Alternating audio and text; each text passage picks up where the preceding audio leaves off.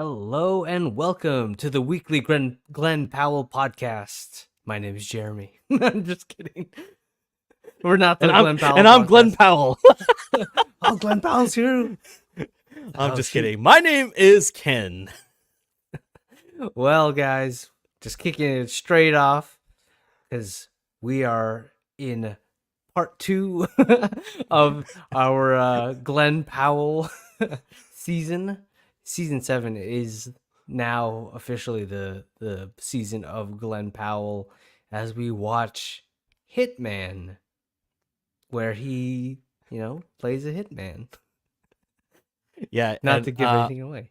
yeah, exactly. We don't want to give any spoilers yet because we haven't given that spoiler warning. But for those of you who are fans of the podcast, I think last week when we were in our Soup du Jour episode, we were talking about how Glenn Powell. We wanted to kind of reel it into the Glenn Powell season that Jeremy talked about. I'm wearing my Batman shirt in honor of Glenn Powell because he wants to play Batman. That would be a very interesting Batman. I have to say, very Texan Batman. Hey, but we usually see Batman with like the black hair, kind of pale, but we gotta mix it up once in a while. Maybe we'll get a kind of brownish, blondish hair Batman. We had Val Kilmer, so Yeah, exactly. We had a a what do you call it? A variant of the Iceman with with Hangman. that's what I'm saying. That's what I'm saying. I wouldn't be mad at it. Glenn Powell can Uh, do anything at this point. and you know what? We would cover that movie regardless. Yeah, make it happen, James Gunn. Oh shoot. Well, before we do that, sorry guys if we're a little late to the party tonight. We are recording this at night, but if you're just listening to it at any point in time, then I guess it doesn't really matter. But if you're here to catch the live stream, which we just started this season, the season of Glenn Powell, we just started live streaming. So, hello, right, Ken? Yes, hello. Hello from the season of Glenn Powell. We are on YouTube right now. We plan on being on YouTube, obviously, through the end of this season. That includes next week. Obviously, we'll touch on next week's movie later on. We still got to talk about this week's movie. But yes, if you are joining the live stream and want to join in on the Hitman conversation, we are online right now, obviously. And if you are one of those that don't really want to be spoiled and you haven't seen it yet on Netflix, if you haven't seen Hitman yet and you want to join us for the Soup du Jour, which is part 2 of this live stream, feel free to do so. This first part should probably end in about 45 minutes, something like that. So time it appropriately. We understand people have weirdness when it comes to like spoilers. I am one of those people, by the way. Yeah, for sure. Like, I don't want to get spoiled, so I'm also giving you your official spoiler warning for Hitman. It's on Netflix right now. Not sponsored by Netflix. Hopefully sponsored by Glenn Powell at some point. I'm just gonna keep making that joke while we have it. Hey, for the next for the next couple of parts, I'm telling you, the rest of today, it is the Glenn Powell Show. It is the Glenn Powell Show. And speaking of Glenn Powell plays Gary Johnson, a mild-mannered professor who teaches psychology, I believe. But part-time, he actually moonlights as a hitman for the New Orleans Police Department to catch people who are trying to hire a hitman. But according to Gary Johnson, hitmen are not real. So, Ken, let's jump straight into the double feature for Hitman. My first question for you. You knew this was coming. All the Hitman personalities in this movie. I'm not going to ask you I could ask you which one your favorite one is, and I'd love to know that. But I'd love to know which one you wish they expanded more on. Because we have Ron, who is kind of like the alpha male. We have the black leather Russian messy hair, kind of weird teeth version. You had the kind of hillbilly kind of Hmm. redneck guy, whatever. So there's different variations of Gary Johnson. What do you think? Which one do you think you would want to expand upon if It's you had so the funny. chance? The one that is my favorite is actually the one I want to expand on, and the one that that I wanted to share and suggest is the one that is basically like Timu Matthew McConaughey or Matthew Really? McConaughey. Oh, He's I see what the you mean. hillbilly looking Yeah, or sounding guy. I don't know if you caught it, but he kind of sounded like Matthew McConaughey during that whole scene, and I yeah. was waiting for a all right, all right, all right. I wish he did it. I wish he did it. He was almost there, and I don't know. I liked it. I feel like just because you're in the bayou, in New Orleans area, he tailored that accent. I felt like it was perfect. It actually brought me back to season one of True Detective. Obviously, totally not as serious as True Detective, but for those of you who don't know, Matthew McConaughey plays a detective in season one of True Detective, but it was set in New Orleans. So in my own head canon, whatever that weird variant of Matthew McConaughey is actually related in a parallel multiverse of True Detective. So yes, Hitman is in that same multiverse. I mean, Glenn Powell is almost like a variant of Matthew McConaughey. That's what it feels like. Yeah. But man, that is a good one. If you think Uh about it, and just strictly talking about the actors, Matthew McConaughey gained his notoriety for being like the rom com guy. I yeah. feel like Glenn Powell's following in the footsteps, bro. That's what I'm saying. You got anyone but you that, and we talked about how to lose a A guy, guy, man. yeah. How to How lose to a guy lose in a guy 10 in 10 days. days. Yeah. Yeah. So, it's not impossible. He might be in the next Interstellar at this point. I mean, it's not like he wasn't in the Nolan verse. That's what I'm saying. Glenn Powell needs to become the new Killian Murphy at this point Yeah, exactly. for Christopher Nolan. To answer my own question, I would like. Okay, my favorite is opposite to the one that I would want to see more expand upon. My favorite is just because I like this movie, but the American Psycho one, the Patrick Oh, Bateman impersonation, pretty much. yeah. That was the one that was my favorite, just because I didn't expect him to go full Patrick Bateman, Ooh, yeah, he did. because he had the cadence down. He had like the slick back hair and Hair, yeah. the Wall Street kind of shirt and He looked good. collar. Yeah, I was like, well, you had me convinced he could play Batman. There Right you go. there, See? it's all connected. It's very connected. He plays basically a variant of Christian Bale's Bruce Wayne. Yeah, right there. And then that convinced people he could be Bruce Wayne. There you go. Yes. But the one I would want to see expanded upon, I don't know if this persona had a name, but the one that, because I watched some interviews of Glenn Powell talking about this character also, it's the one when I think he was talking when this older, actually, I don't remember now at this point. I'm getting mixed up. The one where he has orange hair, kind of Yeah, I like remember that weird one. skin and weird teeth. Yeah, yeah. That one. And I was like, holy crap, like, one, this Gary Johnson needs like a whole Hollywood makeup team to pull that off, to make Glenn Powell look like that. But what was funny is Glenn Powell said that it was, people described it as Tilda Swinton meets if she played a Weasley in the Harry Potter universe. I was like, dang, that's pretty accurate. I couldn't have described it better. That was so good. I'm Yeah. like, but it just makes you question if that person was like a real hitman, or if that persona, if Gary had to play that hitman for the majority of the movie rather than Ron, what would that person be like? I would imagine, I don't know, he that person just looks like they stink. I don't know. I think he Like, would just be really eccentric and kind of psycho. right, like I don't know how like he came up and profiled all these people that he was trying to catch. And that was another ethical thing. I was wondering, I'm like, yeah, how ethical is it to Yeah. fake hire and then put them in jail for it? Yeah.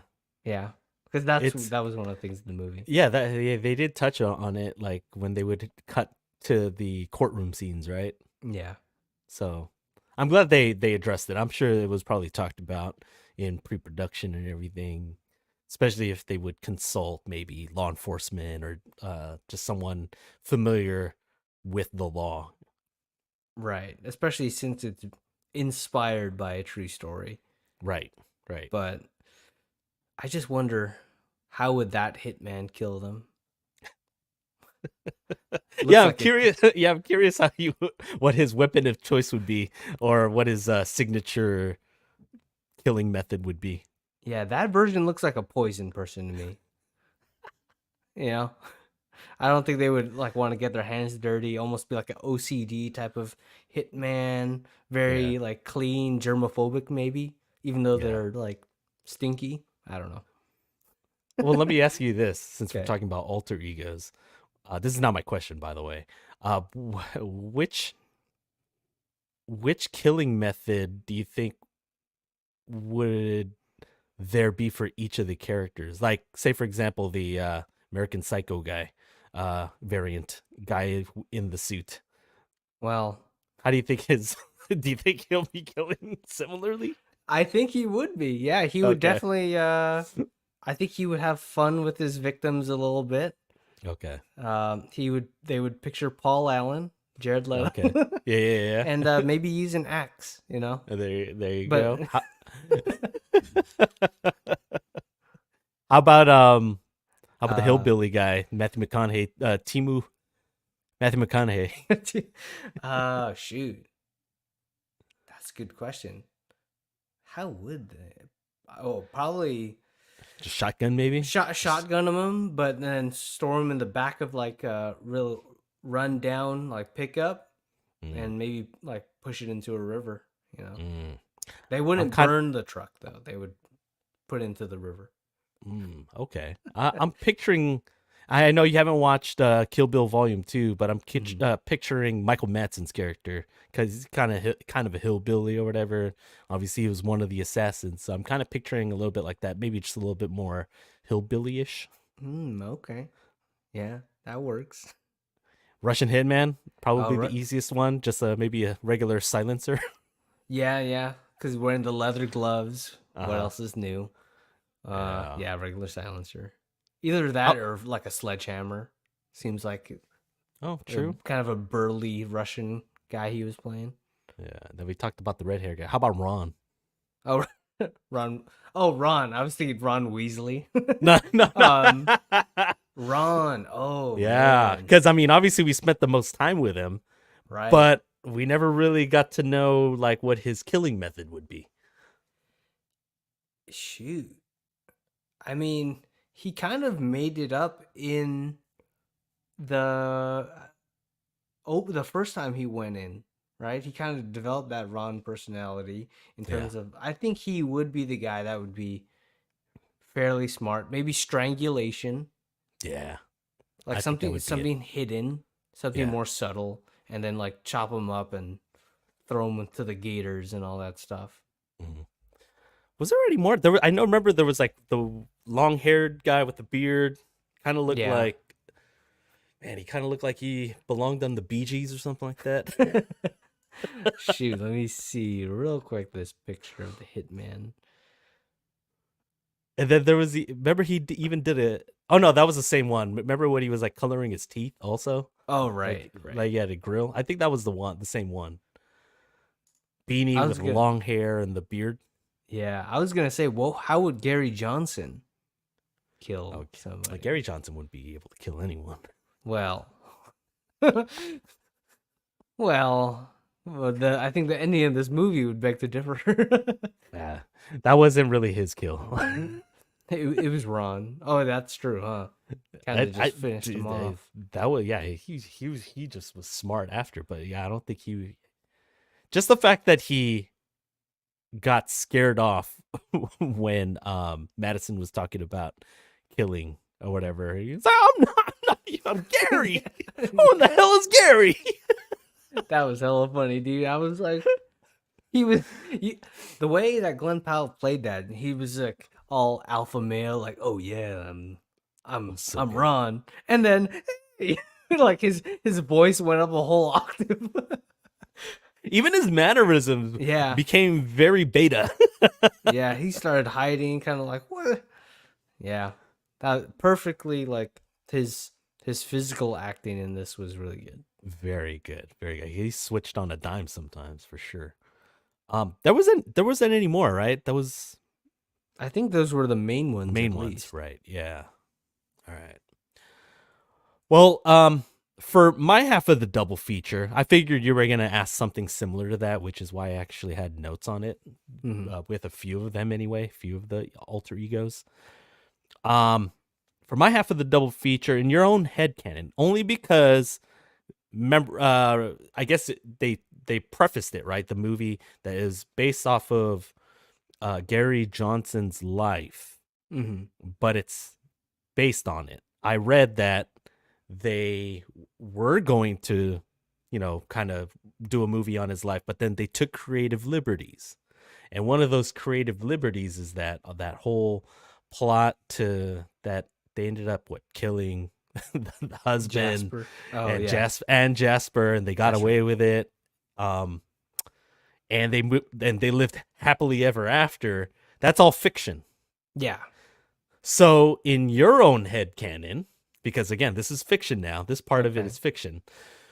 In your own head canon, and you can maybe have it so you know how like some movies end with like text and then they'll give you an update of what happened to the characters. So Yeah. you could choose that route, or if you want to pitch a sequel, how do you envision Gary and Madison's life moving forward?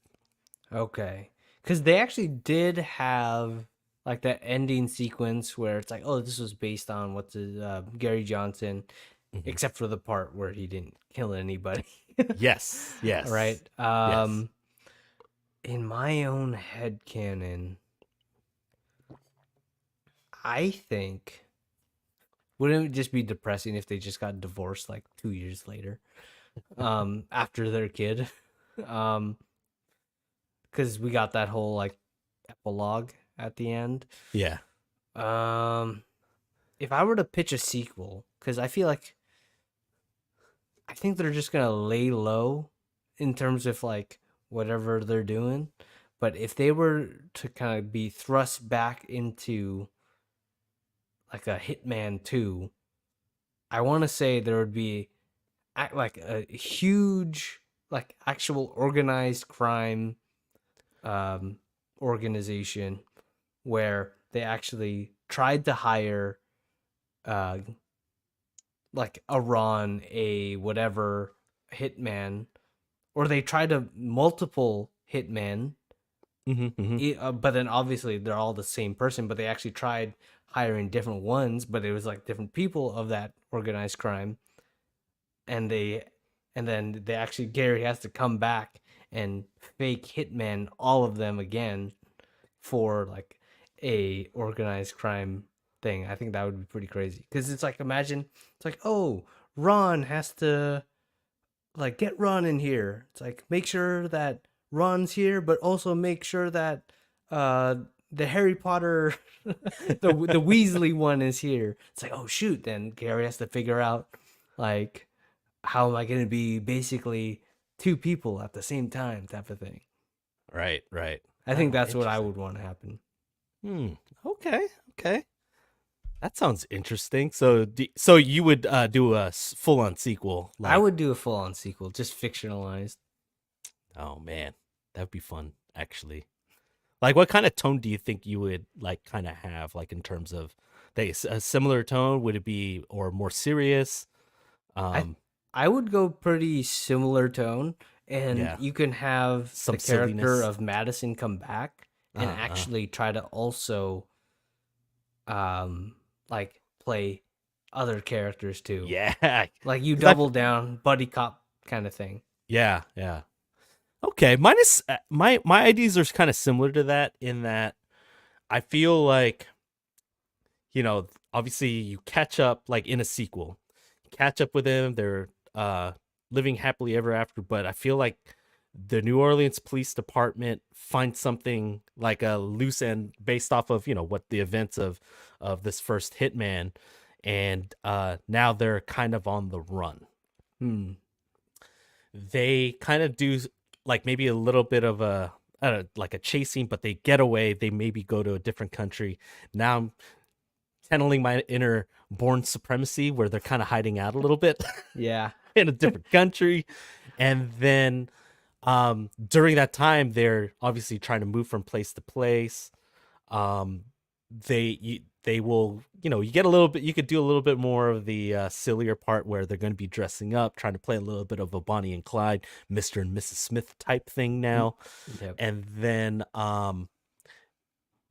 they're going to be able to kind of con their way into doing something similar for like a completely different country, trying to capture people or whatever. And then during this time, I feel like while they're in hiding too, they're actually legit training also. So they Ah. can do some straight up actual hitman stuff eventually by the end of the film.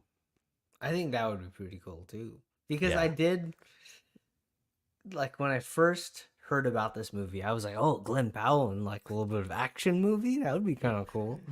But Yeah. obviously, it's not Definitely an wasn't. action movie. Yeah, so it'd be kind of nice to have a little bit of more action. Yeah. Yeah. So I would still have, again, similar to what you're talking about, this a similar tone, because I feel like that was one of its strengths of this movie. Um, it made the characters more likable, especially Ron and Gary and all the other Yeah, ones. the one that So looked good. like Glenn I Powell. yeah, I would be curious about like what kind of other costumes they can pull off in a potential sequel, especially since it is quote unquote number one on Netflix right now. Yeah, it's like every movie that comes out on Netflix, it seems like it gets on number one. Even Sometimes Atlas. justified. Yeah, even Atlas. Like they, I don't know how they come up with that stuff. Sometimes justified, sometimes not. Yeah, I don't know. Like if it's a Netflix labeled Netflix movie, Netflix original, like an Atlas, then it'll definitely end up at number one. But Because of is it every really? because they like force it on people. I feel like they Right. count.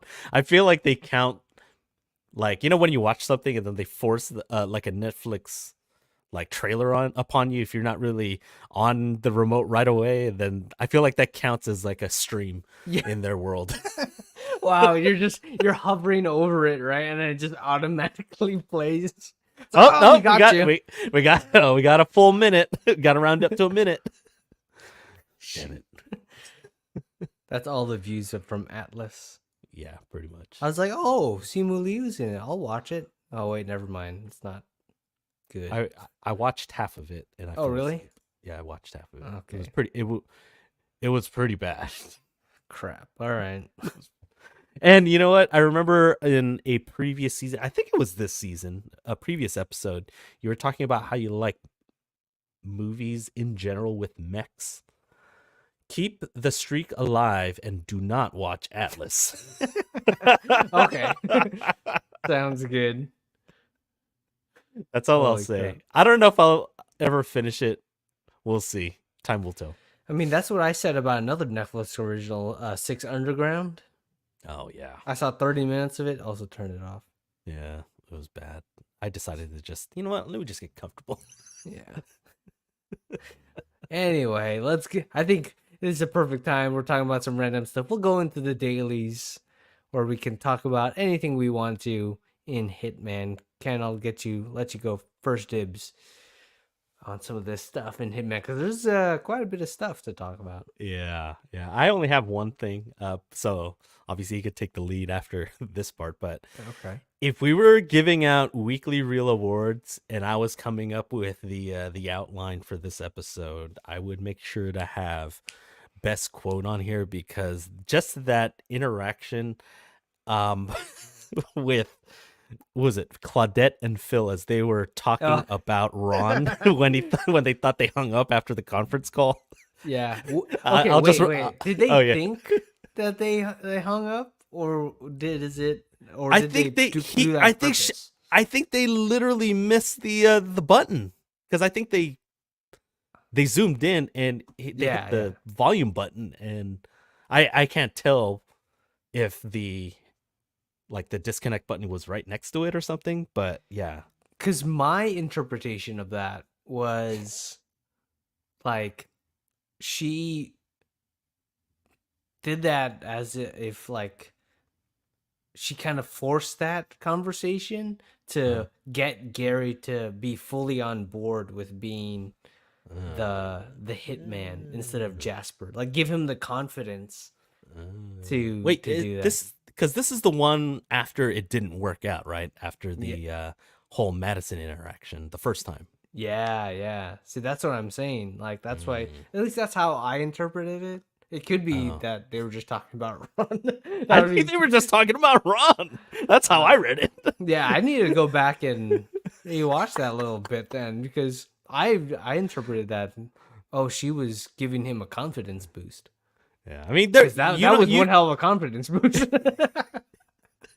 you could be right. She could have but then you gotta think. She would have to assume that Glenn. Wait, no. Yeah, Glenn, right? Gary. Oh my god. Oh, I blanked out for a second. Holy crap. Glenn Powell. Glenn Powell's on the mind. Yeah, but she would have to assume that Gary wouldn't hang up after that conference call.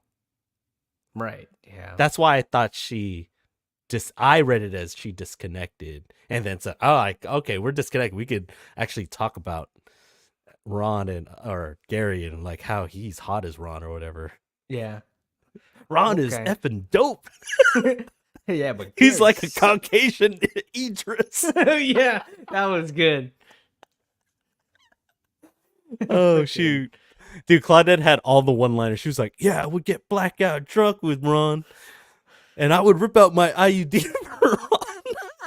And I was like, I wonder if they actually read maybe comment section on any of Glenn Powell's old just random movies or just random comments about Glenn Powell in general. I mean, there's those videos, I think, for BuzzFeed or whatever, like thirst tweets or something like that, where they make the celebrities read them. I wouldn't be surprised if they saved some of those. Yeah, I know. Seriously. And then they just substituted Ron for Glenn. Oh, no, exactly. Glenn for Ron. Right. Yeah. When they're talking about actual Glenn Powell, the actor. Yes, right. For Ron, the character.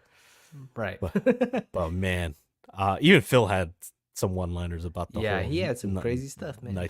I would take your sloppy seconds. I was like, bro. It's like, how is Gary listening to this?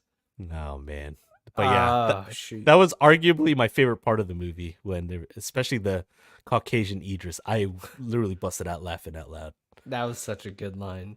If you haven't seen her in Parks and Rec, which I don't know if you watched Parks and Rec before, she's good in that too. Okay, good to know. Yeah, no, I enjoyed Claudette's character throughout the movie. She was good. One thing I wanted to mention, was it just me or the entire movie before Madison kills what's his name? Jasper? Not Jasper, Ray. Yeah. Before she kills him, the entire time I thought the big reveal was gonna be like, oh, she has a different like alias. Did you feel that too? I felt like that whole thing was an act so that she could somehow either frame Ron or like get away with it, just try to use Right. him as a like an accessory to murder or something like that. And Yeah. she's like this whole mastermind and everything. Because I had a brief like, oh what, and then I was like, oh never mind. Yeah. Yeah. Yeah. After they got through the plot reveal and everything, the twists. Yeah. Because I did not trust her the entire time. Yeah, I got like emotionally invested for Gary, yeah, right? Which yeah. that means they're doing a good job with the story. Hmm. But like at every turn, every time he would go back to her house, or they would question like, or the police department would question Gary, like, oh, what are you doing with Madison? It's like, oh shoot, I feel like she's just playing him. But Hmm. I guess that's the beauty of this type of stories. Like, keeps you on your toes, There was also a point when I was thinking maybe Jasper and Madison were in on it too. right? Well, Yeah, I know, because I was like, huh. It was kind of a coincidence that Jasper was at that takeout place, the fast food place, and then later on, when um, Gary opens the door as Ron, and they were both sitting there, I was like, no way, yeah. it's a double cross, I was and I was like, like, oh, what never the? mind. Yeah. Then he obviously asked for money and stuff. Yeah, yeah.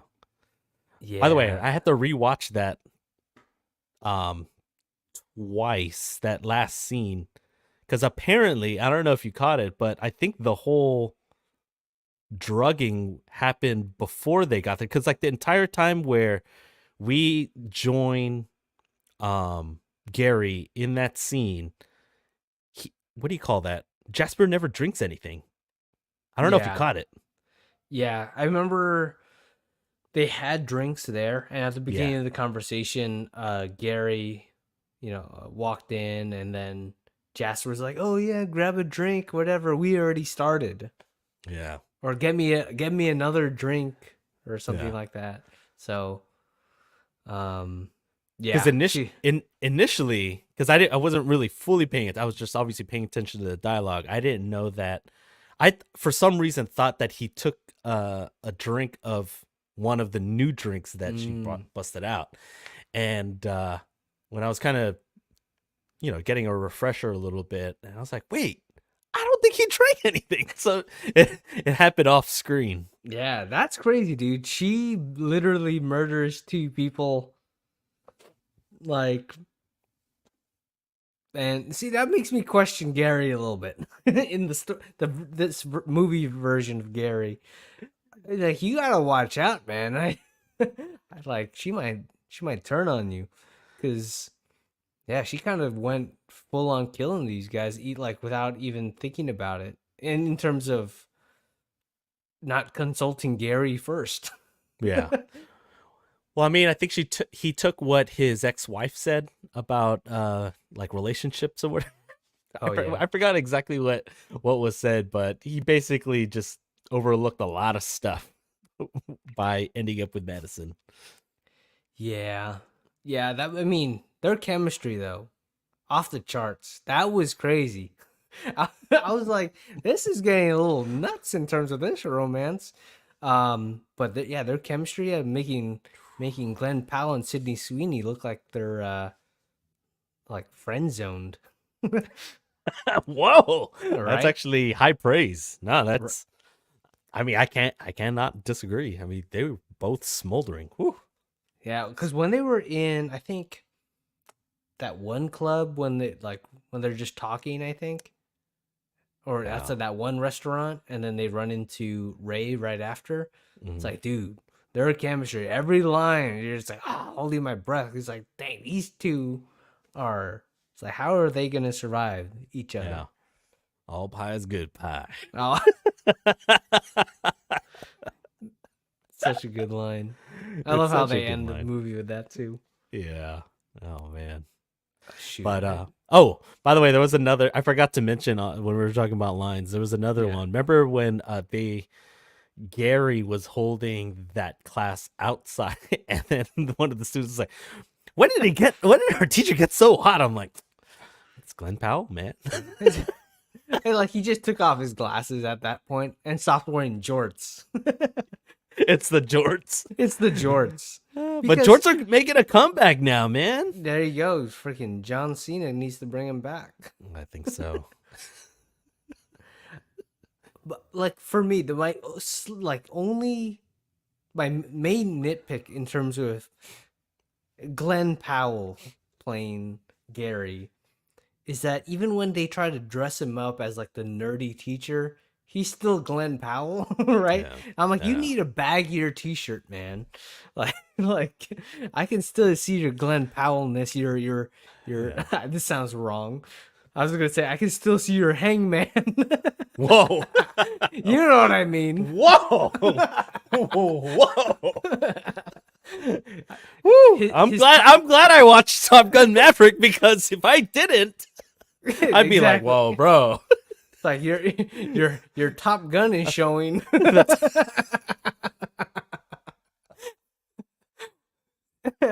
See, I don't know how else to phrase all this stuff. You got Top Gun, you got Hangman. Hey, they don't call it an F-18 for nothing. Shoot, man.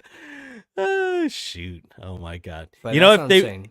if they probably could have made it where, I feel like white socks and then just like some random sandals like strapped in would have made him a little nerdier. And then maybe if he had, because his hair was too nice, even if they try to make it a little dorky looking, Yeah. they needed to have it so that he was wearing like a safari hat, or some more of a dorkier hat or something to Yeah. cover his His facial his facial hair was too neat. You know what I Yeah. mean? If Yeah. it was like a little bit more like uneven or and whatever. bushier, a little more unkempt. Yeah. Like you gotta make him look a little like that professor that you don't want to sit in the first row for. Ugh. Yeah, a little, Right? maybe a little smelly too. Right? That's what I'm saying. Maybe like, maybe have some like there pit we go. stains. That's what I'm saying. Some pit stains. Maybe a little like mustard and ketchup on his shirt, or whatever. Yeah, maybe from a little too good of a lunch. That's what I'm saying. Yeah, So make him he's still too too Glenn Powell esque. exactly. Oh, It's like I don't know. It's like, or could we not buy that version when he transforms into Ron later? I think yeah, the most unbelievable version was Gary. yeah.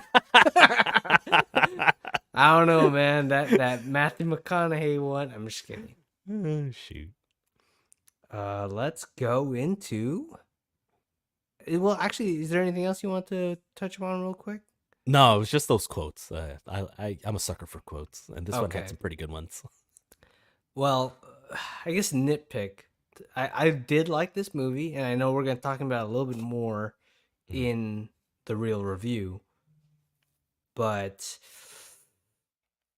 I don't know how I feel about the ending. I'm a little torn in terms of that. Because it's like our kind of likable characters do kind of unforgivable things. And it's like, oh dang. It's Well, it's a I mean, Walter White Madison situation. did some unthinkful, so just killing her husband, and they I felt like it was earned only because they broke bad in terms of trying to deceive the police and in trying to have her have an alibi for everything. Yeah. And so I felt like the whole skit, by the way, that was well done.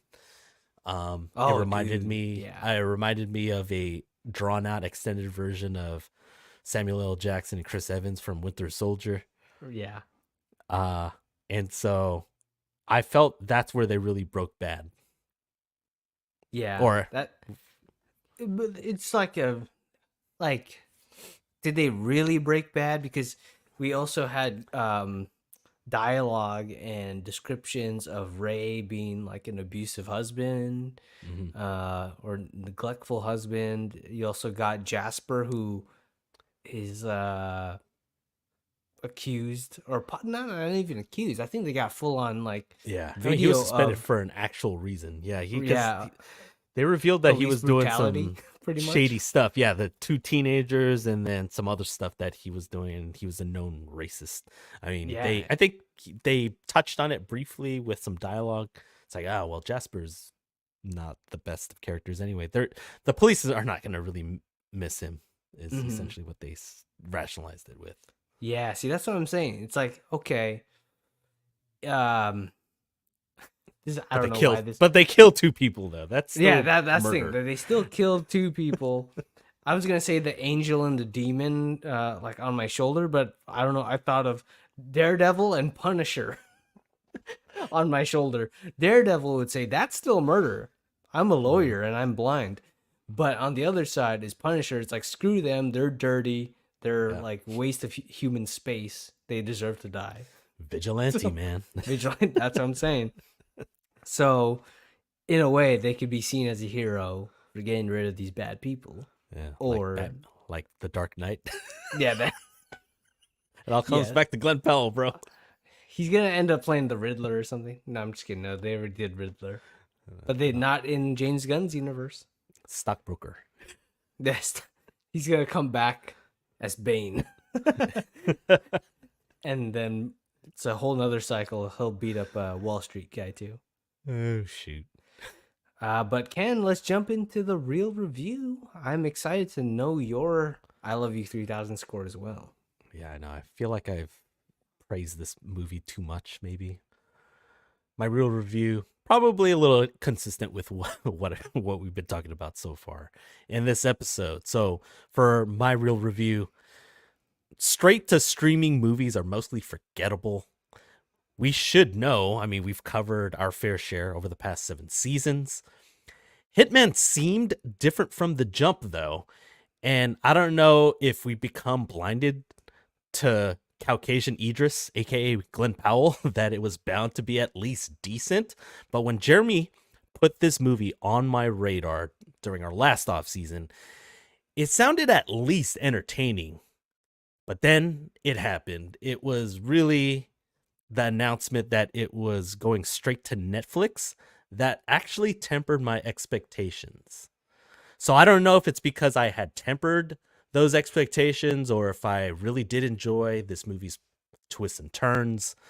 Um, for the plot to Richard Linklater's Hitman, but I legitimately enjoyed this movie. The chemistry that we talked about between Glenn Powell and Adria Arjona was as smoldering as Glenn Powell's on-screen chemistry with Sydney Sweeney in Anyone But You. Hitman had a little less silliness, obviously, and way more legit plot than Anyone But You. And I enjoyed that movie. But Hitman was definitely one of the more memorable straight to streaming releases that I can remember, joining the releases such as Glass Onion, A Knives Out Mystery, and the Extraction franchise, to name a few. So for me, I'm giving Hitman a similar score to what I gave Glass Onion, which was a 2550 out of 3000, which is an 85%.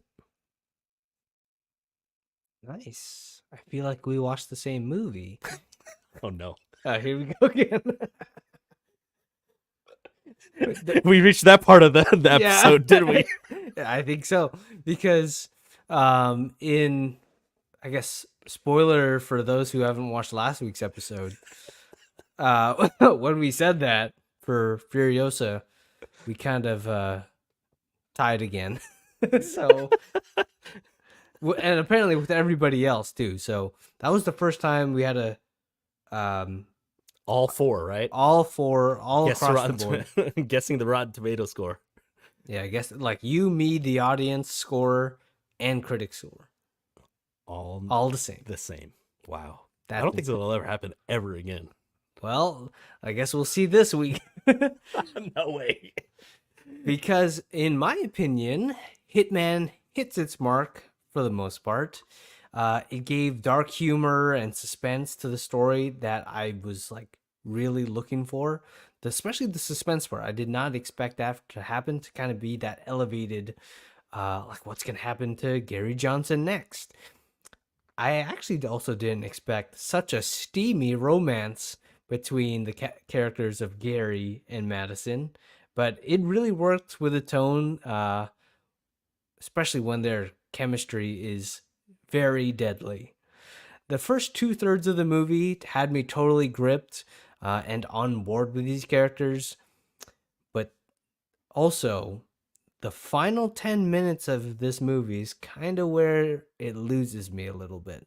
I Mm. didn't hate the ending, but it could be a little controversial or divisive. Overall, I think it's a great movie with great vision and great writing from Richard Linklater and Glenn Powell, and Glenn Powell giving a much needed leading man performance to just twister his career to the next level. So I am giving Hitman a 2610 out of 3000, a 87%.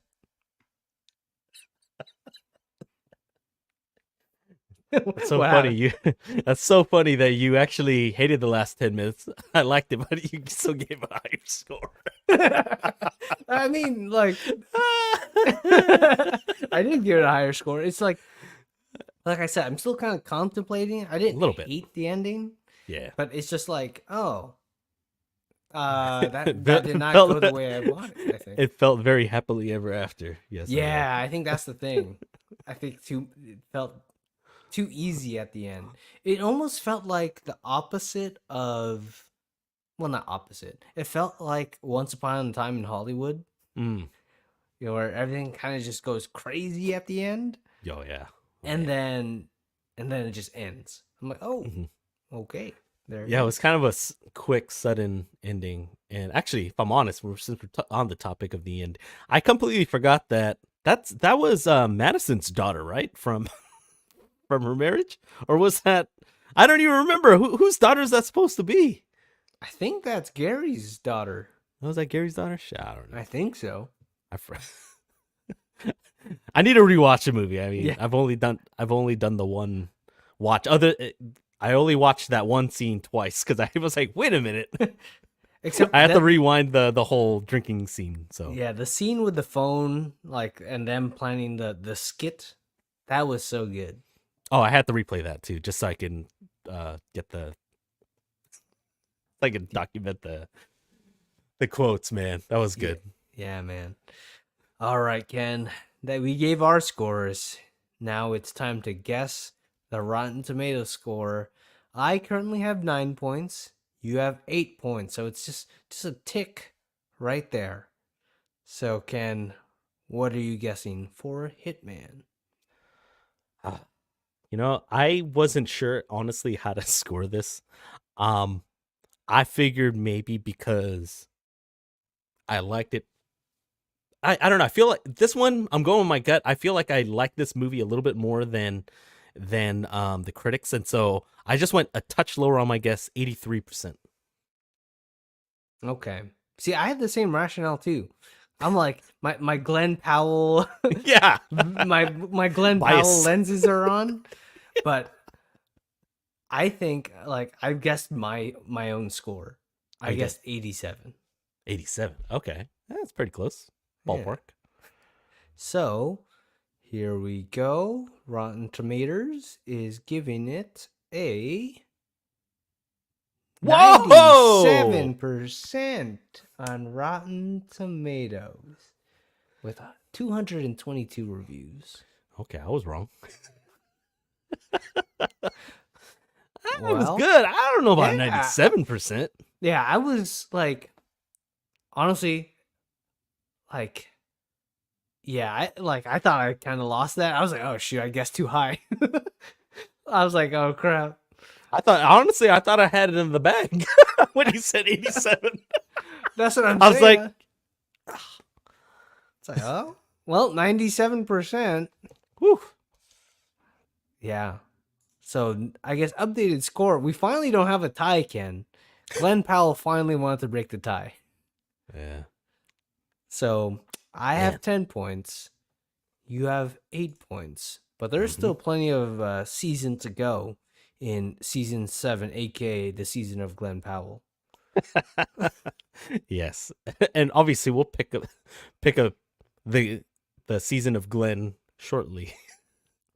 Exactly. like maybe as soon as next week. No, I'm just kidding. No. Dum dum dum. We're rewatching Top Gun Maverick. No, very different movie next week, that's for sure. Yes. Well, for next week, we're covering a Pixar sequel, 9 years in the making. Many hold 2015's Inside Out in high regard. So for our next live stream, we will be covering Inside Out 2. And well, I mean, we're doing our live stream on June 12th. It's actually, I think, opening nights tomorrow. So me and Jeremy still have to figure out when we're going to screen it. We'll figure that out offline. But if you want to join in on the conversation a week from today, which would be June 19th, definitely watch Inside Out 2 sometime this weekend. Yeah, that's going to be an interesting one. We've been watching all these we guess we watched If, which is like a family-friendly movie. Yeah. Cuz very much different from this movie. This movie got more steamy than a got sauna. Real hot. Yeah. Like, whoa. I was like, dang, what the heck is going on in here? It was basically like weird. Jasper at the end of the season when he had to take off the movie at the end when he needed to take his jacket off. And I was like, huh, it's hot. It's hot in here. Well, yeah, Inside Out. That's going to be interesting. Hopefully it's good. I don't think I've watched a Pixar movie in a while. Was the last one Lightyear? Possibly. Honestly, I thought this was our first Pixar movie, and then I was like, wait, let me fact check that. And so I looked at the, I guess, most recent releases. I was like, oh yeah, we did cover Lightyear a few years ago. Which I still think it's underrated. Maybe that's just my bias for Buzz Lightyear. Yeah, I enjoyed it. I think it's just they've had so many classics that it. That's true. Yeah. I get it. And we'll talk more about that in next week's Soup du Jour too. Sneak preview. Yeah, so but Ken, I know we started it's a little bit later than usual, but for those who are watching our live stream, and it's always nice to have you here, but just in case they want to know exactly when we're going live and all that stuff, where can they actually like kind of press stuff and go on the website and figure that all that out? I mean, we're on this platform that you could take with you in your pocket in the form of YouTube. So, I mean, obviously YouTube has their mobile apps. They've got iPad apps. You could go online to www.youtube.com. And all you need to do is just type in that search bar, the Weekly Reel Podcast, and then hit that subscribe button.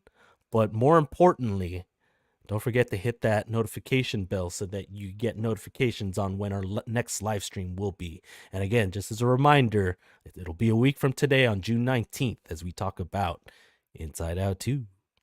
Yes, exactly. Hit the notification bell because, yeah, we might not be talking about Glen Powell next week, but we sure will. Eventually later. Like he'll don't worry, guys. He'll come back. It's not the end of Glen Powell just yet for this season. Oh yeah, this is just part 2. This is just part 2. This is a trilogy.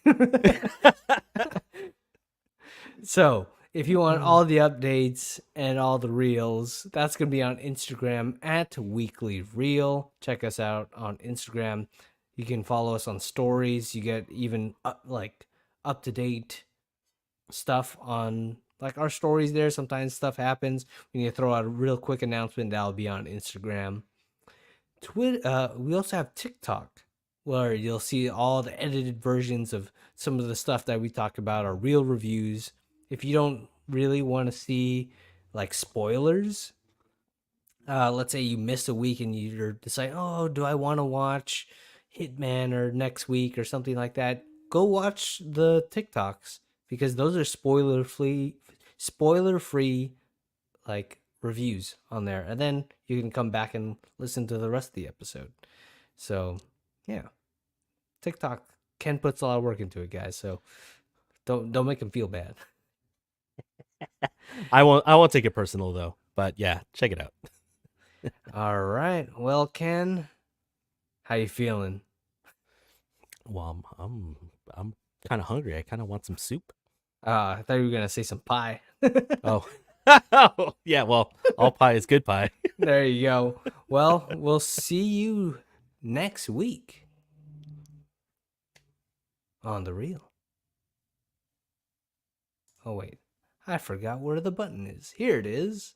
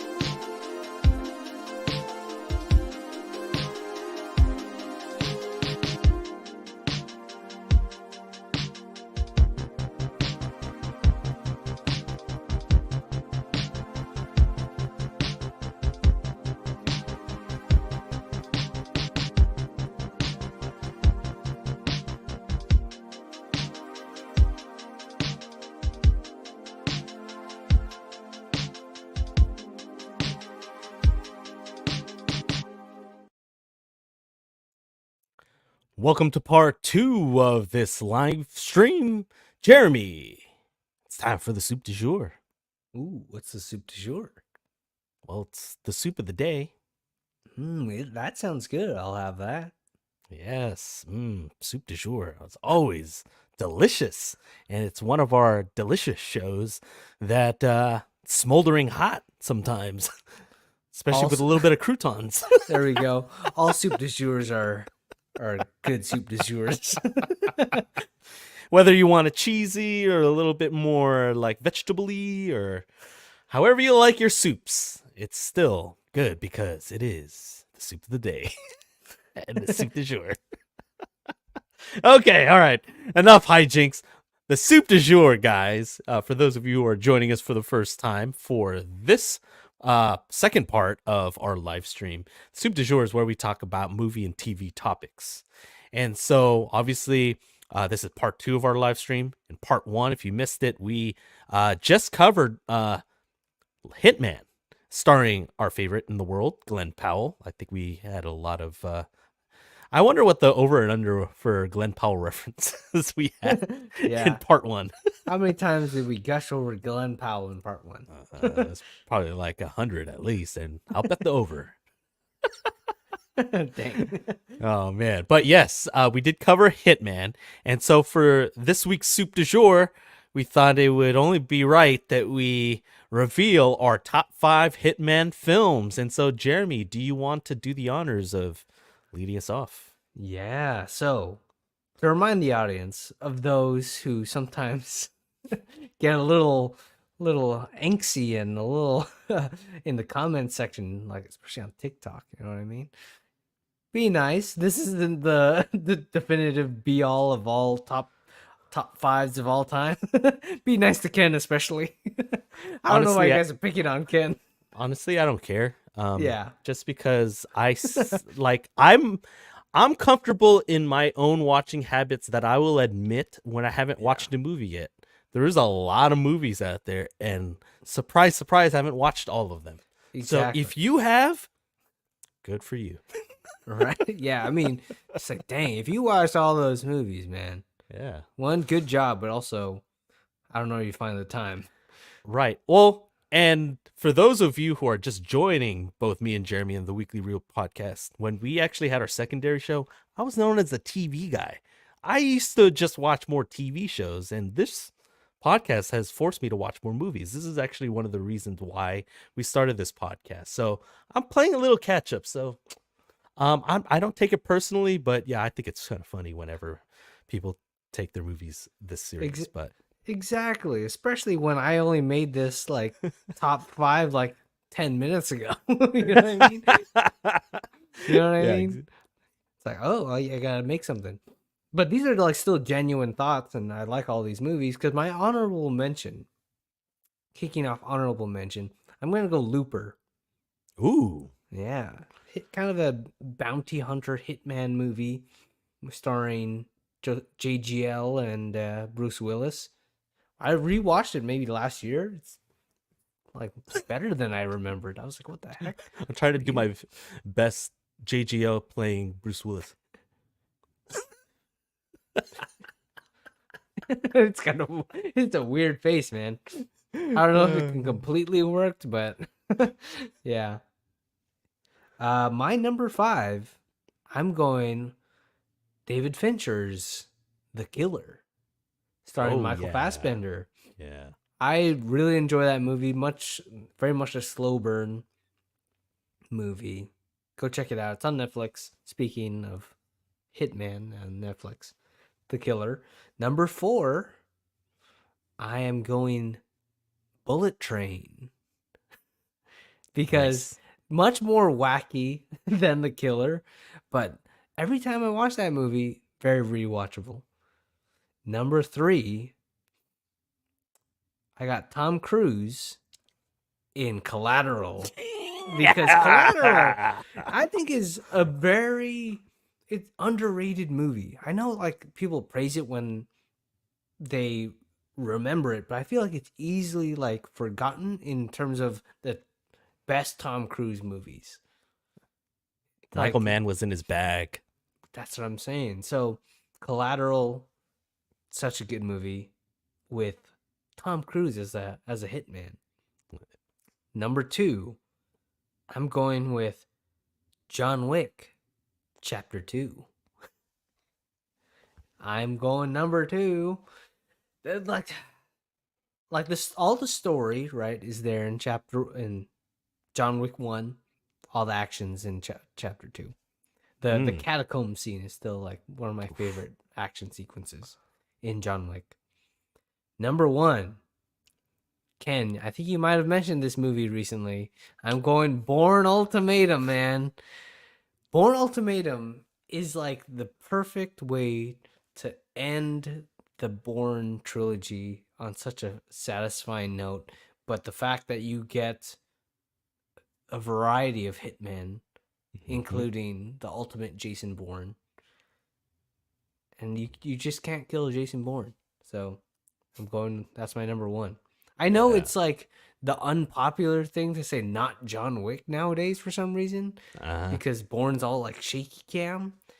But when you mentioned Bourne the other day, it just got me all nostalgic, and I was like, dang, Bourne Ultimatum is just like so good.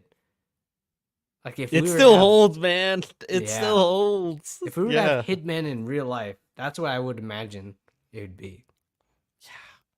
It's crazy too because I mean, obviously, we always like to sing the praises of Matt Damon in whether he's just making random cameo appearances unexpectedly, or obviously in movies like The Departed or the Bourne series when he's the main guy. Mm-hmm. He's obviously the leading actor, but when you have I mean, we've sing his praises, but when you actually in that world have random assassins kind of come up and they're only on screen for maybe I don't know 5-10 minutes at the most. If you're talking about Billy Butcher in in Born Supremacy. Supremacy, um, it's crazy how memorable a lot of these assassins are, and it's a credit to that world where we can associate certain just random assassins with like remember like the in Born Identity when the guy goes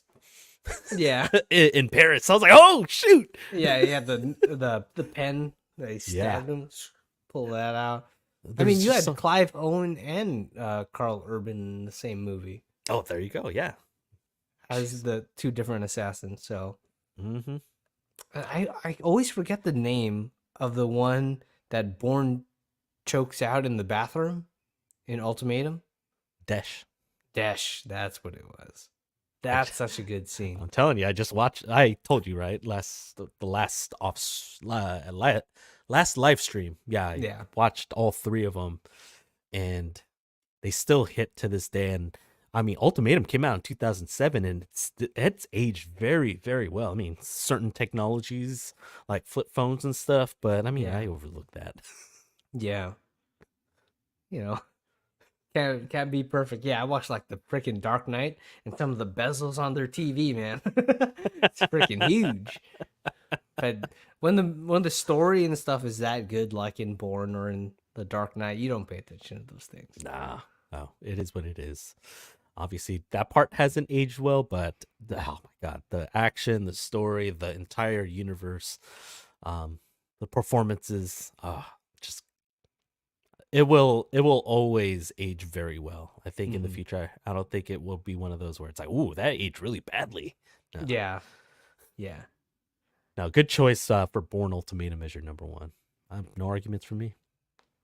There you go. Be- because Honorable mention, Born Ultimatum. nah, I wouldn't do Okay. that. But Yeah. um, I'll preface my list again. And I don't know if Jeremy kind of did the same thing, but for me, I decided to only pick one from a certain franchise. I didn't want to do all three of the original Born trilogy. I guess Yeah. I could have if I wanted to, but I didn't. So, for my honorable mention, we've reached the Quentin Tarantino portion of this episode. I'm going with Pulp Fiction. Hmm. For my honorable mention, since we got I mean, dude, the interactions between the assassins with Travolta and um, Samuel L. Jackson, hilarious That's when you're true. talking about a Royale with cheese. Which, if people want to see that episode of us talking Pulp Fiction, you gotta go all the way back to season 1, man. Yeah, dude, so good. If you want to hear some like really awkward talks and stuff between me and Jeremy and our cousin Aldrin, yeah, join us for that. Yeah, and if you don't want to talk about Glenn Powell, go back to season 1. Yeah, for sure. But yeah, Pulp Fiction is my honorable mention. So only one way to go up because I have my top 5. And we're still in the Quentin Tarantino portion of this. I gotta go Kill Bill Volume 1. Okay. This movie was absolutely nuts back in 2003. After we, I forget what trigger. Oh, we were talking about assassin movies, right? Or something. Mhm. I rewatched Kill Bill Volume 1 and 2, and I forget how crazy Kill Bill Volume 1 and the action scenes are. Quentin Tarantino was definitely in his bag. The rest of this list may sound familiar. Number 4, I have Tom Cruise, Jamie Foxx, and Jada Pinkett Smith. Is she going by Smith still? Who knows after TMZ right here. Like, but yes, I'm going with Collateral. That movie is so good. Anytime I see it streaming somewhere, I will find time to watch those 2 hours because from the moment you randomly get to see Tom Cruise and his first kill, it's like I have high blood the whole rest of the way. Yeah, it's a suspenseful movie, man. Freaking Tom Cruise is like freaking pumps up the gas on that movie. Yeah. And then you also forget that the Incredible Hulk is in this movie too. Ed Norton? No. Wait.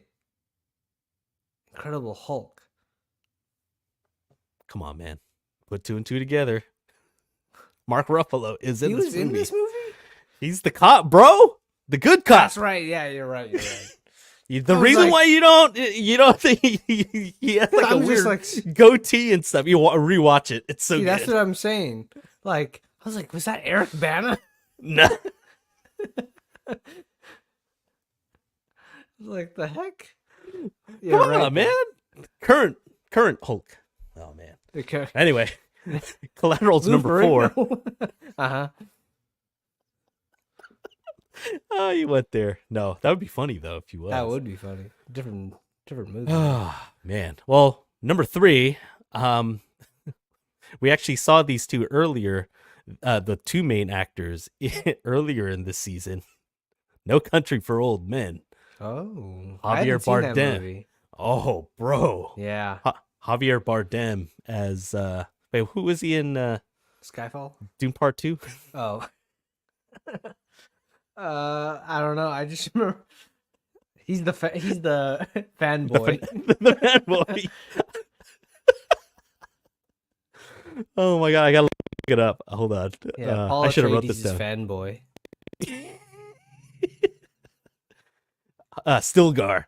Stilgar, yeah. He gives a memorable performance as Stilgar, and then obviously Thanos, aka Gurney, in Dune Part 2. But yeah, no, he gives a really good performance in No Country for Old Men. Those 2 carry the movie. It's such a good movie. You got to watch it, man. I do. It's been on my watch list, but I know it's a very dark movie. So I got to mentally prepare myself to get into that. Javier Bardem. It's like when you compare him with Stilgar, oh my god, he's got the range, bro. Didn't he win an Oscar for that? I think he did. Yeah. Oh man. Number 2 is your number 1. I'm giving it to Bourne Ultimatum. Nice. It's still oh my god, still one of my favorite movies of all time. It's so good. And I agree with literally everything you said on your top 5 list. And for number 1, I'm going with a different John Wick. It's the latest chapter. I'm going with John Wick Chapter 4. Even though it's the least Hitman-ish of it's still the whole universe. I wanted to cheat because I did enjoy Chapter 4 slightly more than Chapter 2. I could see that. Yeah. I was trying to go more, what's the best, at being a Hitman movie? Yeah. No, I Yeah. get what you're saying. When you said John Wick Chapter 2, I was like, oh, you went for the straight up Hitman movie. All right. Yeah. I respect it, but I cheated. Chapter 4. No, it's all good. We interpret it our own ways. That's what Yeah. matters. I mean, John But Wick is an assassin, the assassin of all assassins, in my opinion. So, that's what I was gonna say. yeah. I think he could kill. I mean, he might not be able to kill Ladybug, Brad Pitt's character. I think he's a little too lucky, Oh my god. Yeah. but I think Um, he could but kill everybody else. yeah, I feel like John Wick would survive anything, but I mean, we'll find out if there really is going to be a chapter 5, right? I don't think he's dead, dude. I don't think that's all it take. I mean, we'll go watch our or go listen to our chapter 4 episode. I think we Yes. discussed that a little bit. It just a little bit. I mean, Just a little. how can you not, right? Of course. Um, Unless they wanted to stay dead. mhm. I doubt it. There's just these movies make too much money. I feel like it's going to be a cash grab, and yeah, man, It depends on how much they want to pay Keanu, I guess. it's If true. Keanu wants to do all the training. Yeah, I would imagine that's got to take it out of someone. I mean, especially now that he's obviously starting to get a little up there in age. Yeah, it can It's be gotta doing it's gotta affect him. can be like falling off buildings for another 3 movies. Mm-hmm. Mm-hmm. Well, now that we've gone ahead and revealed our top 5 Hitman films, let's move on to The Simmer.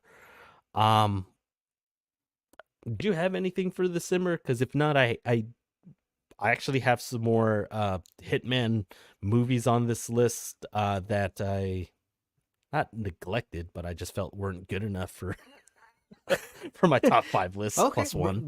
bring him up. Bring him up real quick. All right. I'm curious. So, let's see. Let's actually go with this first list. I got the majority of my list off of Collider.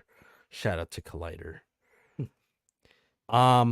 Number 20 actually on this list. They did a top 20 was The Killer. So there you go. Nice. Number 19 was The Iceman, not Val Kilmer. Yeah. I haven't seen this movie. It was from 2012. Have you seen The Iceman starring Michael Shannon? I have not. I think that's another one I want to watch. It's currently on Hulu and Prime, apparently. Oh, nice. What else is there? Number 18, The Equalizer. Oh, I see, that one's pretty good. Yeah. Pretty run of the mill type movie, but it's satisfying. Yes. Yes. Number 17 sounds familiar. Bullet Train. There we go. Love it. Number 16, a very old movie. This Gun for Hire, 1942. Never heard of this That's movie. an old movie. Yeah. Yeah. Number 15, The American Friend from 1977. I think the oldest movie we cover on the podcast though is It's a Wonderful Life, right? Yeah, 1930 something. Wait. I thought it was like 48. Don't kill us. I'm gonna look it up. Shoot. 1946. Oh, you're close. I was like, it can't be pre-World War II. Oh, you're right. Oh well, we'll probably get some hate comments on that. Nah, it's all good. I don't think we were born at Yeah. that long ago. I think we could have a pass. Number 14 sounds familiar. Looper. There we go. Number 13, the original John Wick, 2014. Number 12, A Bittersweet Life. I don't think I've heard of this one. Sweet Life. Sounds like the Korean movie. It's from I South. think. Yeah, it is Korean. 2005. Yeah, I think that one's on my list too that I need to watch. Yeah. Number 11, Collateral. Oh, Number okay. 10, number 10, Fallen Angels. This is from Hong Kong. Okay. Number 9, Road to Perdition. Tom Hanks. I have not seen that movie, have you? I have not. It's like a, let's I heard it's a good see. movie though. Yeah, I heard it's good. I don't know if it's, oh, for some reason I thought it was one of those really long movies. I think I just didn't want to take the time. It's only actually 117 minutes. Oh, Stars Daniel Craig as well. it sounds like a long movie. Yeah, but it's not. Number 8, John Wick Chapter 4. Nice. Number 7, The Killer, starring Chad Fat. Number 6, In Bruges. Bruges, Interesting. with Colin Farrell and Brendan Gleeson. Oh, heard of it, but I haven't seen it. The number 5, Le Samurai from 1967. Dang. Number 4, Kill Bill Volume 1. There it is. Number 3, No Country for Old Men. So, are they just reading off Ken's list? I think so. Number 2, Leon, the Professional. It's Another one. I didn't Jean see. Reno and Natalie Portman. I've seen it. I don't remember it. I didn't want to go off of, oh, yeah, I watched this movie. Let's put it at whatever. No. Yeah. See, I didn't want to fake that list. And then number 1, Pulp Fiction. Oh, see, I never thought of Pulp Fiction as a Hitman movie for some reason. Yeah. Yeah. It's because it's I just s- such a random movie. You know what I mean? Yeah. But it's yeah, there's a couple of hitmen in it, but it's not like, oh, it's all about like a target. Yeah. Yeah. There was another list on yardbarker.com. I'll mention movies that haven't been mentioned yet. So, Okay. oh, technically this one hasn't been mentioned. The Bourne Identity. I wonder. I still need to see that one, man. I'm Yeah. just kidding. And then we got The Conformist from 1971. Oh, I've not seen that. neither. Oh, whoa. Death Wish, 1974. Who is this? Charles Bronson? I've only seen the Bruce Willis version. Oh, wow. Um, we did mention the original John Wick. We mentioned Lance Samurai. Okay, these we mentioned. Casino Royale, technically as an assassin I guess so. or hitman, I should say. But Bond is, I don't know if that counts. You know, I think it's more like a spy. You know, Yeah. I guess he still kills people, but Hmm. he wasn't like actively trying to kill like Lashif or anything like that. He was trying to get the money. You know, see who he's working for. The Godfather Part 2. Hmm. Mafia. I don't really count that. Same with Goodfellas. Kind Hearts and Coronets. I've never seen that. It's from 1949. Dang. Hannah from 2011.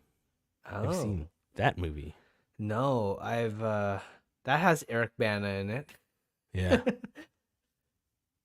Mr. and Mrs. Smith. We briefly touched upon them in part 1 during Yeah. our episode on Hitman. Oh, we got Good some one. Martin Scorsese. This is the Martin Scorsese portion of this episode. The Irishman, 2019. I haven't seen it yet. It's too long of a either. movie, I think. Yeah. The this movie is Departed. too long. Do you consider the Departed a No, Hitman movie? That's more. That's like mafia movie. You know. Sicario? Ooh, I mean that literally means hitman. Yeah, I Um, forgot about this movie. dang, I forgot about that too. Would you consider it? Hmm. It's like riding Yeah. the line. Maybe.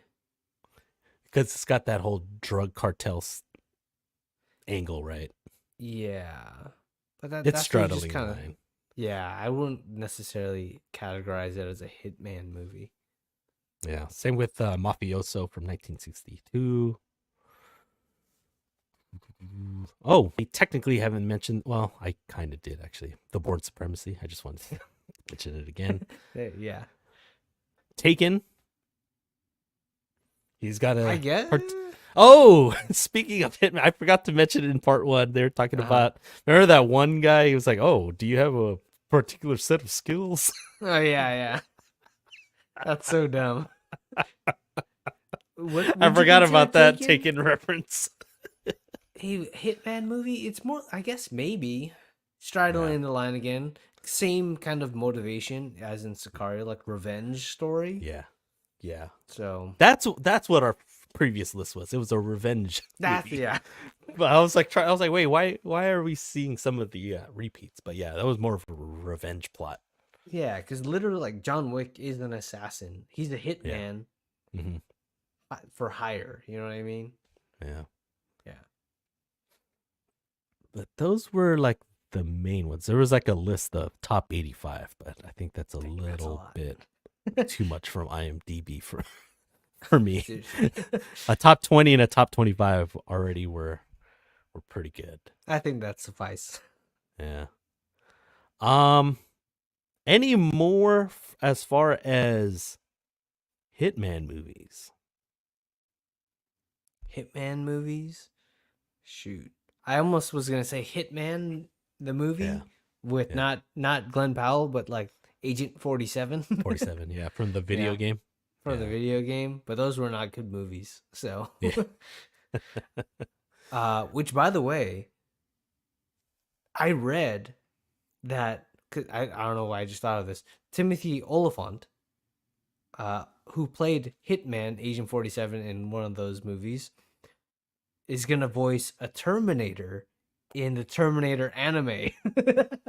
Such a They're doing a Terminator anime? Oh yeah, so shoot. it's gonna there was actually a trailer, um, like a little teaser trailer, and it's gonna come out like this fall on Netflix. It's a Netflix original animation, and Timothy Oliphant is gonna voice a Terminator. Very cool. Oh shoot. Yeah, I can see Nice. how his voice might lend to more of like a casual, Yeah. kind almost Kyle Reese stature Terminator. Yeah, no, I could definitely see that. I mean, for me, the last thing I saw him in was what the Mandalorian Right. as the I was gonna say as the sheriff. Amsterdam. Oh yeah, he was in that, huh? Yeah, as a hitman. That's right. I forgot about that. Oh shoot. Yeah, it just did not look like him. Nice. Um any other random like movie or TV topics that you wanted to mention while we're kind of in the simmer?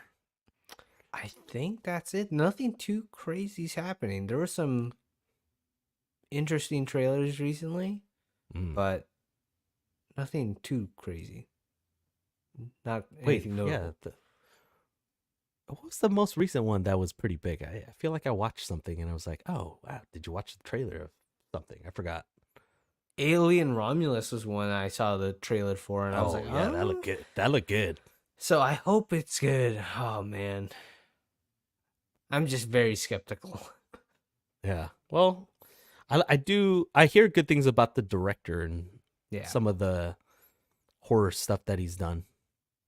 yeah. Don't Was it breathe. I Fade? think didn't we watch Don't Breathe together? We did. Yeah. In Redwood City, I think. I think Or so. Because when it later on with the reveal what the blind guy was trying to do, I think everyone audibly like was disgusted. Exactly. oh man. Yeah, it was pretty yeah, it was pretty Gnarly. gross. All right. Well, if there's nothing else in the simmer, let's move on to almost closing this episode with one last thing. Jeremy, go ahead. Okay, I had a couple things. One TV, one movie. I told this to Ken actually offline already. I rewatched Twister in preparation for another Glenn Powell movie coming up later this season. I wonder which one. I wonder what. It's like, I don't know. It has tornadoes in it. um. So yeah, Twister, dude, that movie is like felt very nostalgic. What movie? It's like, What year did it come out again? I want to say either like 95, 96. Hold on. And now I'm curious. They made me question it. Maybe even 97. Twister. It is 96. Yeah, That makes sense. you are correct. Yeah, Um, 96. So 28 years ago, huh? yeah. With TV, this is very controversial. The Acolyte. Oh. Yeah, the new Star Wars show. Have you seen any episodes, Ken? No, I probably don't plan on watching it anytime soon, only because I think we talked about it before. I haven't watched.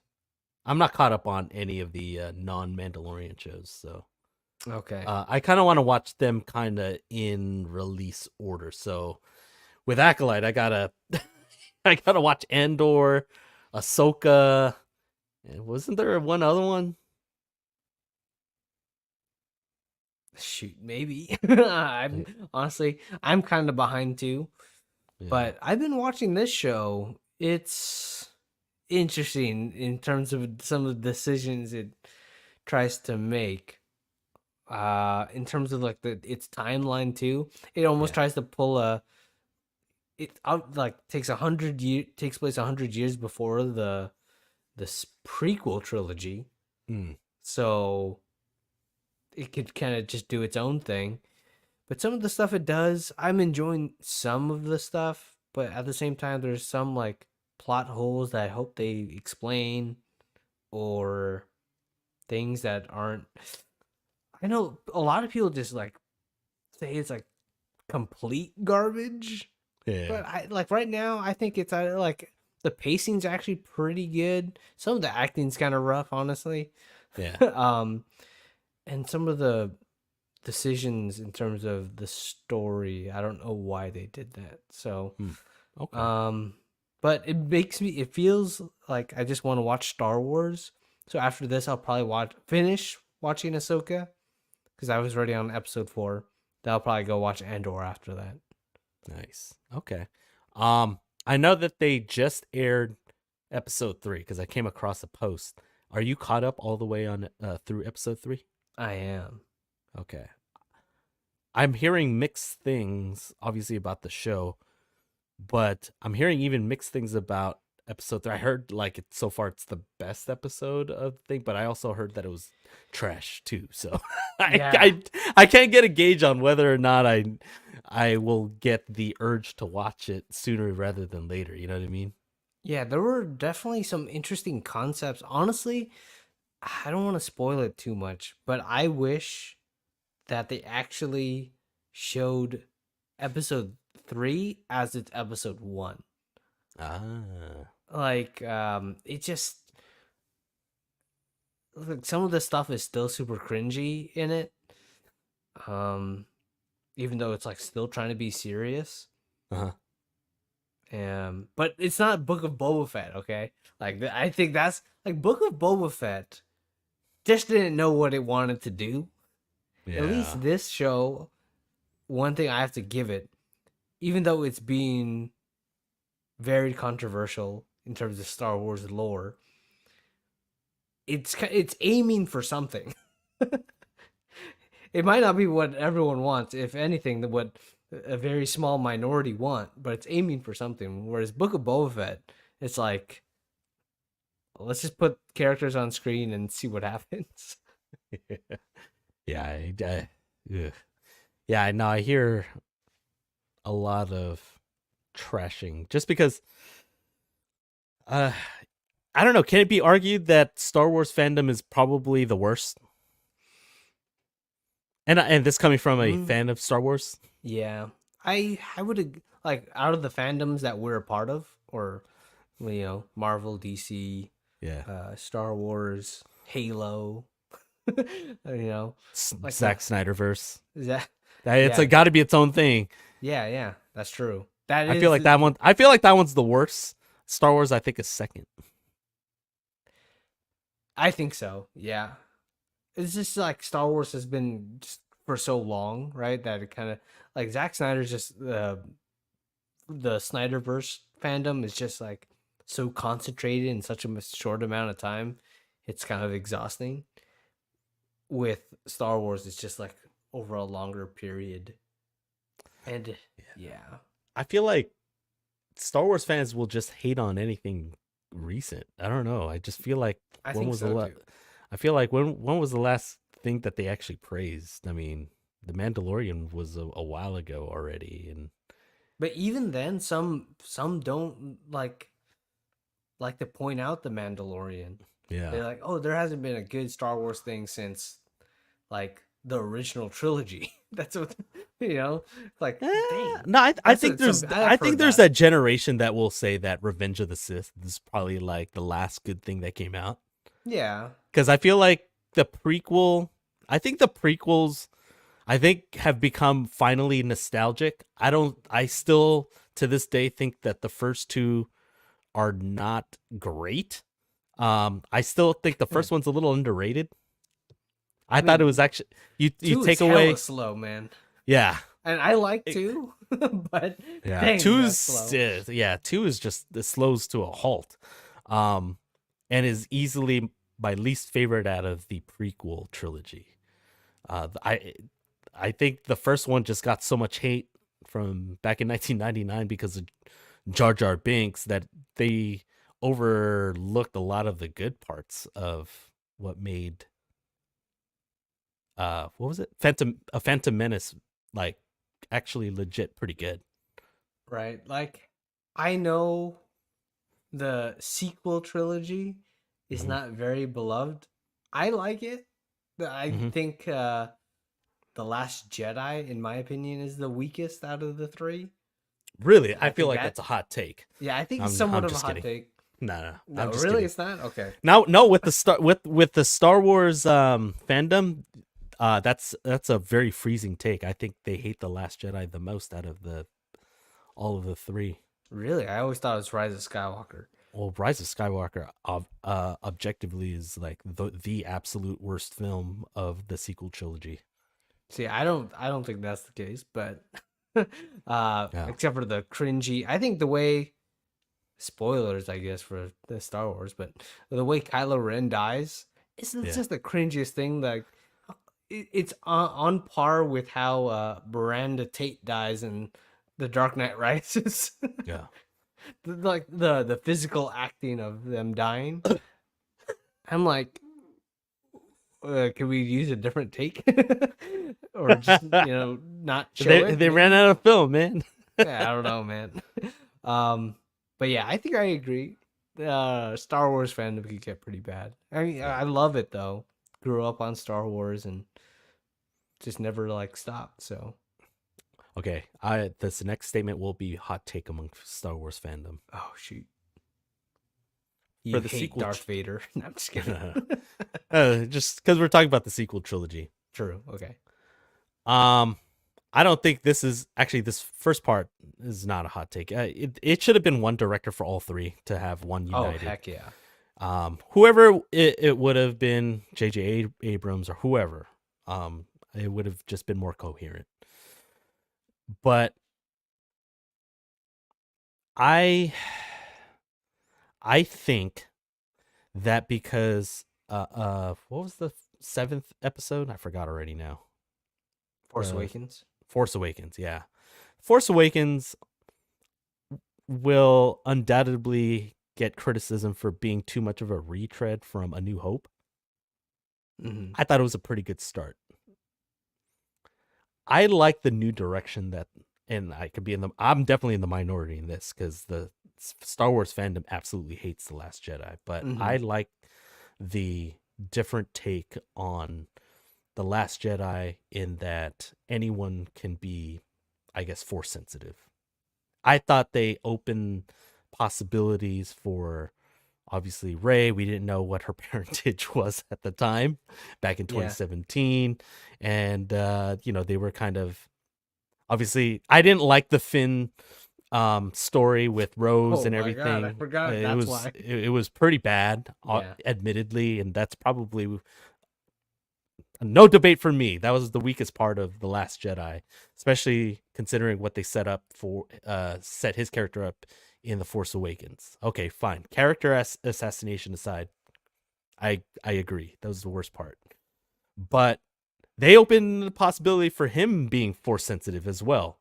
Um and they just retconned everything in they I felt like if they would have kept on the same path, whether you like Ryan Johnson as a director or not, if he, I think, would have directed Rise of Skywalker or whatever episode 9 would have been called, I think it would have been better. I thought it would have been way better episode 9 than what we ultimately ended up getting, because then we got a retread of Palpatine and just trying to recapture nostalgia, and it was just awful.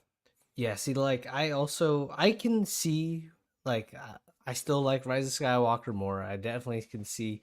I think the whole Finn and Rose storyline kills the entire movie for me. For Last Jedi, it just makes it pretty unwatchable in my opinion. Uh, But I agree. Having one director, whether it be J.J. Abrams or Ryan Johnson, would have just helped with having that through line throughout three movies because it did feel like three different movies. I remember rewatching Force Awakens, and one of the biggest things that I can give praise about that movie is recapturing kind of the magic and awe of like a Star Wars movie. When yeah. I watched it and rewatched it, it felt like it's like, oh, this is Star Wars, but like everything is such like a new coat of paint. Uh, And I was like, holy crap, this is so real. And then I think I kind of lost that with the next two. Didn't have that magic. Although you have to admit, I don't think this is a hot take. Last Jedi was one of the prettiest looking pieces of Star Wars content in terms of the way it looked. The Yeah, the cinematography was beautiful. cinematography was actually really good in Last Jedi. So Yeah. it's just the story. Yeah. Well, I I Yeah, I enjoy the Luke Skywalker stuff. That's also, I feel like, a hot take too. I think that is a hot take. Yeah.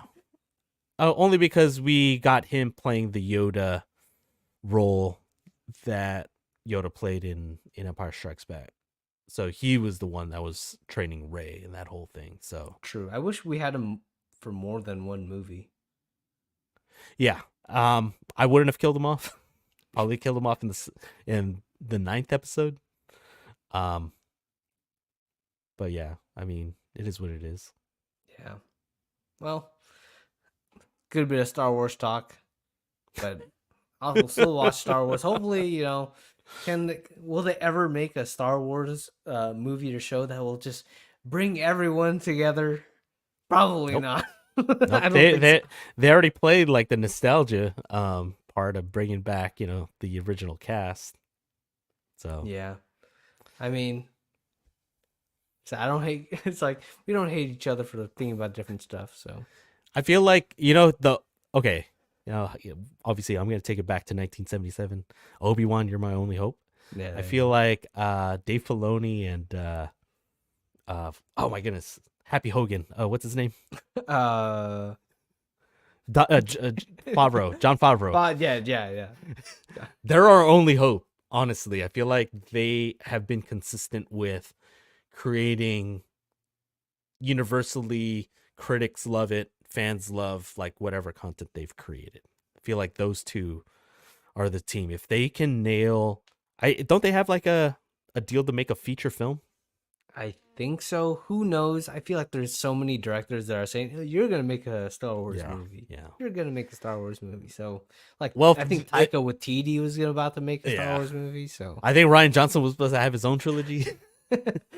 I mean, yeah, I like Ryan Johnson as a director because of yeah. his days from Breaking Bad and obviously Knives Out. Hmm. So, um, yeah, I'm kind of curious to see what their like how a feature film with those two will look like. I feel like that will potentially bring us all back. I hope so. Um, as long as because from even when I was watching Ahsoka, and I know Ahsoka is basically like that character is Dave Filoni's like baby, pretty much, Yeah. as he created in the Clone Wars. I hope that one day everything kind of ties in well together. Because they are making a lot of Star Wars stuff, it feels like. Hmm. Just like that Marvel stuff, you don't want it to become too saturated and all over the place. You Hmm. kind of want to have that through line, Yeah. that same DNA. Agreed. So, yeah, there goes our Star Wars TED Talk for today. Yeah, there you All that to say, what show did you watch again? It was The Acolyte. I'm still giving it a chance. Yeah. I'll let you And know. and where to And stream, by the way. Sorry. That's of where I was course, trying to Disney, get to. Disney Plus. Yes. Everyone loves Disney at this point, right? You mean Woke Plus? That everyone There likes to call Disney woke? Oh man. and people are crazy. Yeah. I have to agree though. Some stuff is like too much, but there are some people pointing fingers at certain properties when it's like, really? It's like that's the one that you're gonna point as the wokeness. I don't know. Yeah. Yeah. Yeah. Some I don't do. understand. Some Yeah. deserve it. Some don't. Yeah. Well, speaking of woke, for my one last thing, I'm not going to name a woke show at all because it's a show about incest and everything. Hey, that might be still might be woke. Well, the show that I wanted to highlight because I'm doing my season 1 rewatch in preparation for this Sunday's season 2 premiere. I'm rewatching House of the Dragon, which is streaming on Max. I'm about 7 episodes in on a 10-episode first season. Originally I was like, okay, I'll time it out 10 days out. I'll watch 1 episode per, but sometimes life gets in the way. Like today, obviously I won't have time to watch an episode because I'm gonna be a little tired after this. Mhm. And I got some editing to do from the previous episode that I still need to get out for the rest of this week. But 3 more episodes. I am confident that I'll finish those 3 episodes before Sunday's season 2 premiere. I'm looking forward to it. I am slowly remembering season 1 plot points, and obviously I won't spoil Jeremy here because he hasn't seen it, and I don't know in case he does want to see it. And I'm getting nostalgic from 2022. It's like, oh, here we go. I can't wait. I know where this is going. It's going to get crazy. I think I saw an IGN score for House of the Dragon, like the first For 4 the episodes. first 4 episodes. Yeah, something like that. I kind of want to I'm not know. gonna say anything. You want to know? I want I to know can't- just the at the- score. Okay. At the same Just the time, I score. can't remember if it was House of the Dragon or something else. So take that with a grain of salt. Yeah. I'm pretty sure it was House of the Dragon. Want to know the score? Yeah, because I really don't care because Dude. once I'm in the story and everything, and I kind of already have an idea of where it might be going or where it might not be going, because I'm caught up. Yeah. I don't really care. I just want a good story, right? Yeah. I'm invested in these characters. Yeah. Okay. So people, if don't want to know, you can leave now, I guess. Yeah. The score is this is IGN too. Who listened to IGN? 6. They gave it a 6. Oh yeah, I don't believe. Yeah, like Yeah. I was surprised it was wasn't like- a 7. Yeah, they're not gonna go middle of the road. Freaking IGN. It's like Yeah. they'll give Madden a 9.5 out of 10. Yeah. No, I don't really throw any. That's why I wanted to know what IGN said because I remember there was a few episodes of House of the Dragon when it was premiering in 2022 that they just would score at a random set, but everyone like consensusly gave it 9s or 10s. Yeah. So There I you go. take it with a grain of salt for sure. Yeah, maybe it's just like one thing was wrong about the show. And No, you know what it is? I think there's still some Game of Thrones season 8 fallout. oh yeah, there you go. That might be it. I think that's what it is. But again, House of the Dragon season 1's already still on Max. For those that either haven't watched Game of Thrones or like Jeremy is still kind of in the middle of his. I mean, it's been so long since he's actually watched a Game of Thrones episode. Yeah. Again, because House of the Dragon is technically a prequel to Game of Thrones, you don't need to watch Game of Thrones to enjoy House of the Dragon. Just like But I Acolyte. would, yeah, just like the Acolyte, exactly. I will recommend though, you do need to watch season 1 because season 1 ends in such a way where my guess is that that's where we'll pick up season 2. Okay. There That's you my go. fancy way of saying it was a cliffhanger. Yeah. No way. Dum dum dum. Oh like- man, but That means they're Oh. planning stuff out, so that's good. well, yeah, it's based on the book, George R. R. Martin. So Hopefully they're all written just like Game of Thrones. yeah, well, it's I think only one book, Okay. and so it's already written. So it's not like they have to try to adapt stuff that hasn't been written yet, like the last 2 seasons of Game of Thrones. That's where it really started to fall off the rails, starting in season 7 and obviously in season 8 with I guess it the writing. Yeah, pretty much. But again, once you adapt George R. R. Martin's written word, Mm-hmm. there you go. Gotta do that. I recommend it to Jeremy. Please watch it. It's so good. Eventually. But yeah, yeah, it's a good live stream today. Yeah. Want to thank those that joined us. Jeremy, obviously, this was another fun one. We got to talk about a lot of different things, especially Glenn Powell. Trust me, man. Maybe I'll even watch another Glenn Powell movie, bring it up, let you know if it's good. And watch Anyone But You again. Yeah. Hey, for those who don't know about the movie, The Setup, another Glenn Powell movie on Netflix, I think.